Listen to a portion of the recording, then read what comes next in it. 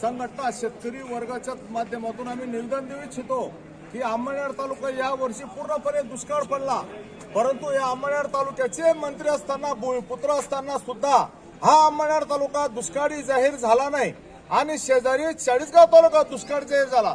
त्यांचे आता 133 कोटी रुपये मंजूर झाले आणि अंमळनेर तालुका दुष्काळ सदृश सांगण्यात आलं आणि अद्याप त्याच्याबद्दल काही हालचाली नाही आहेत।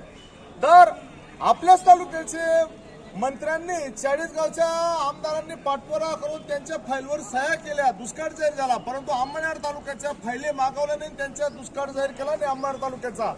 याच्यामुळे खूप शेतकऱ्यांमध्ये संताप आणि तीव्र भावना आहेत।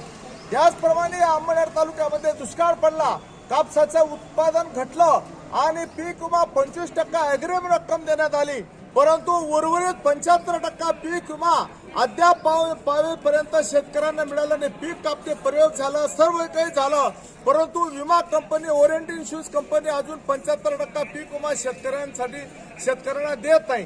त्याचप्रमाणे 2 वर्षापूर्वी अतिवृष्टी झाली 2021ला, त्याचे सुद्धा पैसे अद्यापपर्यंत मिळाले नाही। म्हणून आम्ही या ठिकाणी प्रांत साहेबांना निवेदन देत आहोत प्रतिनिधीच्या माध्यमातून, याची दखल शासनाने ताबडतोब घ्यावी, याच्या पुढे आम्ही तीव्र आंदोलन करणार आहोत।